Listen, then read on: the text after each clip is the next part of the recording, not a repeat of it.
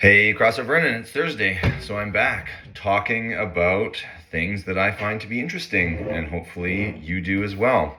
I'm going to do a little follow-up from last week. We were talking about strength versus hypertrophy training, so strength methods. I'm going to start again with a little bit of kind of like a bibliography, if you will, of the terminology. The big ones that we're going to talk about: functional adaptations and structural adaptations. So when we want to become stronger, we're going to need to leverage both of those. Our functional adaptations are things that, and then think of it like learning a new language, getting better at reading. And these are not skills that our body or traits that our body takes on, like growing taller or building bigger muscles. These are functional. They happen and they can regress or progress. So those are our functional adaptations, and our structural adaptations are structural to our body. Bigger, stronger bones, bigger muscles, bigger, stronger tendons and ligaments. Those are the types of structural adaptations that we can get from strength training. And then there are different methods that we would use to improve both of these structural and functional adaptations. And together, those two adaptations will make us stronger. Another thing that we need to talk about is, how do we measure strength? So is it specific strength or is it functional strength? Specific strength would be, let's say I'm a powerlifter, I competed in a sport of squat, bench, and deadlift. My strength is measured in the squat, bench, and deadlift. Well, what if I'm a jiu-jitsu athlete, which I am? I often, will wrestle with people, and I notice this person is very strong. They have grip strength, and the way that they can move their body is just different from anything that I've ever experienced before. That is what I would consider to be functional strength. They might not perform very well in the squat, bench, and deadlift, but they do have functional strength specific to their task. So those are kind of the two definitions that are really important, because how we develop strength is going to really be influenced by how we measure it. If we're competing in the sport of powerlifting, the only way that we're going to measure strength, or the only way that it's going to matter to us how we measure it, is through squat, bench, deadlift. So those are pretty important things that we need to talk about first. Functional adaptations, what are they? Primarily, they're going to be neuromuscular. So that's how our nervous system and our muscles work together.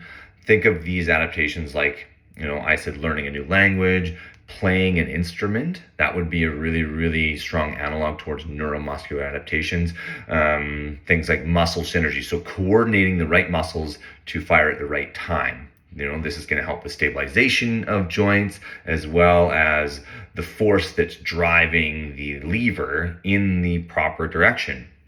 Another functional adaptation is rate of force development. I talked about this last time. Rate of force development is, here are my muscle fibers. Are all of the muscle fibers firing at the same time, or are they kind of firing in cascade? We want, if we have high rate of force development, then we've got all of the muscle fibers firing at the same time. And then within that is motor unit recruitment. Maybe motor unit recruitment could have come first, but muscle fibers are driven by motor units. Motor units will innervate a series of muscle fibers. So if I've got high levels of motor unit recruitment, that means that I can activate more muscle fibers at once, and I'm going to have higher levels of rate of force development. If I've got low motor unit recruitment or poor motor unit recruitment, then I won't utilize all of the muscle fibers that I have available to me. I won't be able to express my strength as well as possible. There are a couple of things that would go into it, but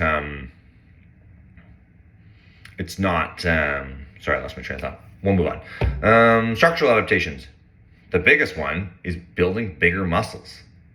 A bigger muscle has a higher potential to contract. We've got more muscle fibers. Here's my small muscle. Here's my big muscle. It's bigger. It's going to have more muscle fibers. That means they're going to be able to contract harder.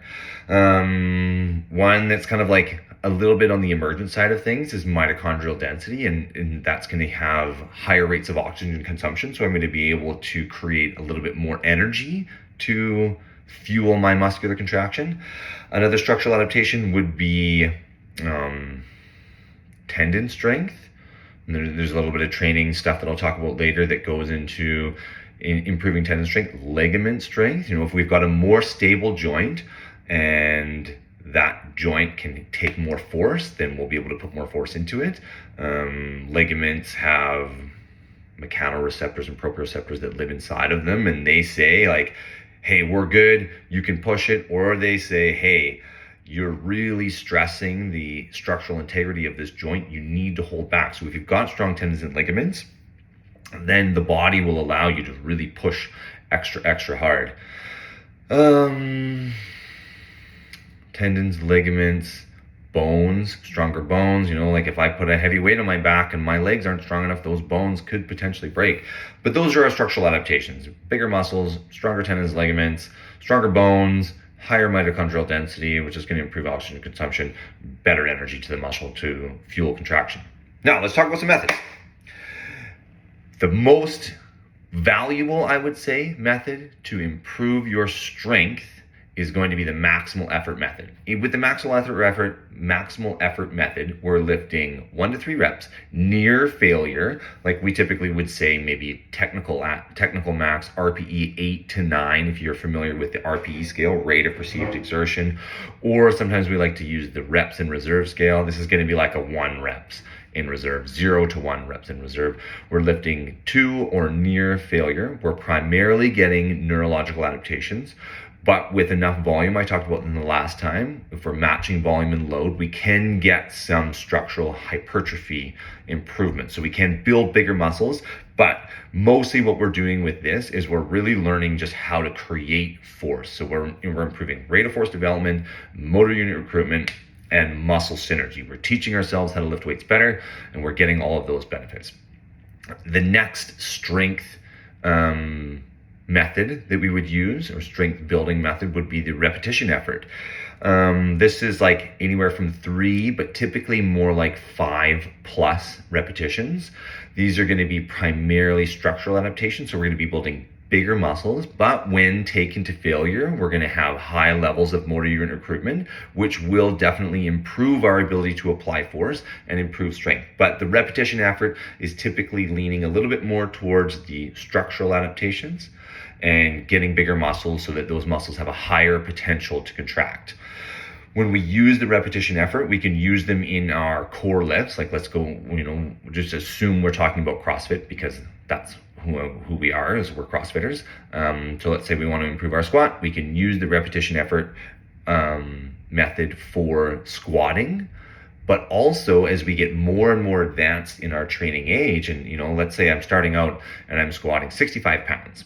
And 65 pounds is not a ton of stress on my body, so I can do 5 sets of 5 or 6 sets of 5, and I won't have to worry about things. But now imagine I'm 10 or 12 years into very serious strength training, and now I'm squatting 600 pounds.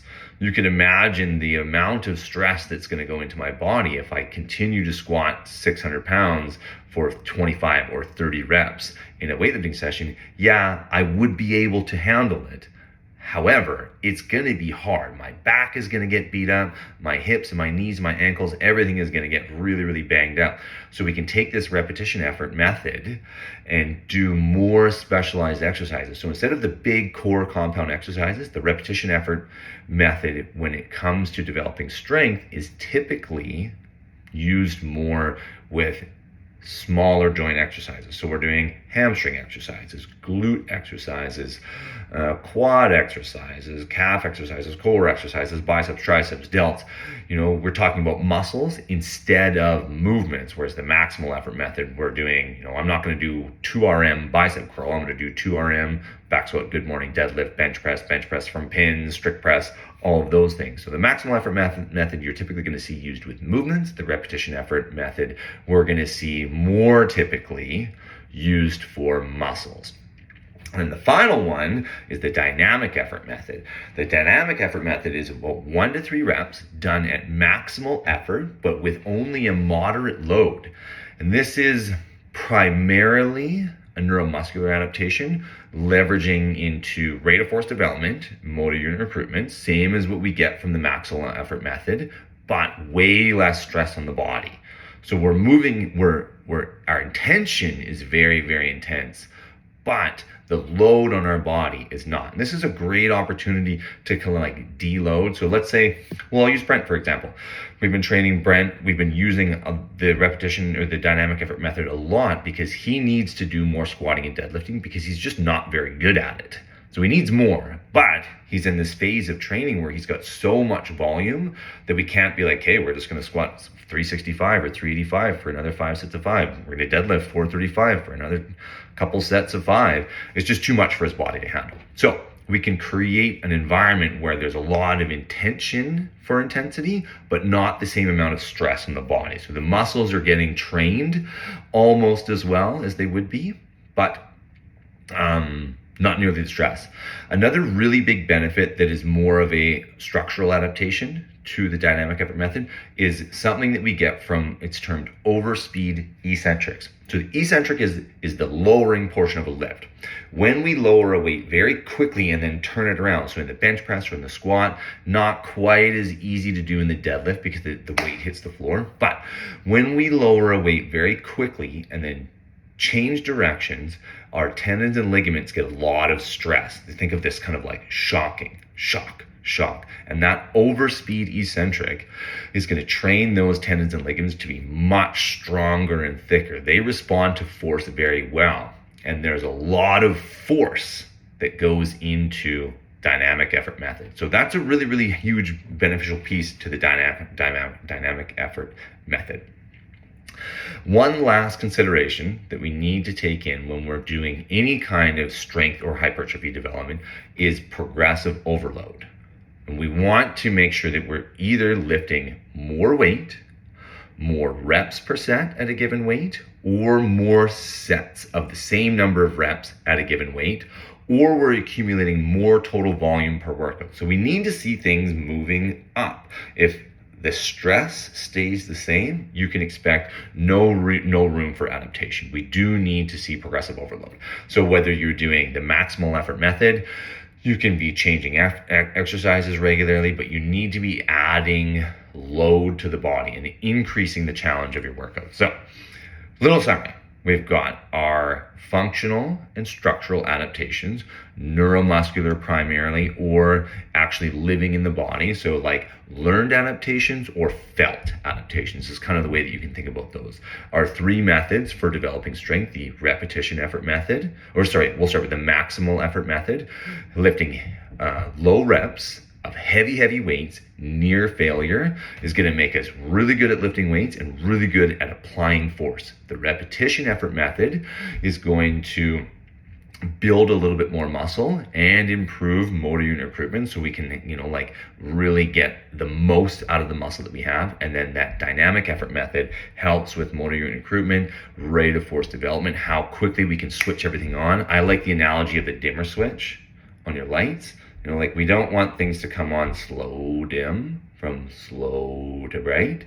We want to flick that switch, boom, all the lights on as bright as we possibly can. That's rate of force development. The dynamic effort method is fantastic for that. Also tissue remodeling. So making sure that the structural components to our muscles, the fascia, tendons, ligaments, that stuff is super strong, which is going to make it even easier for us to apply force really, really aggressively, and the body won't say, whoa, back off. We're going to tear a muscle or a tendon.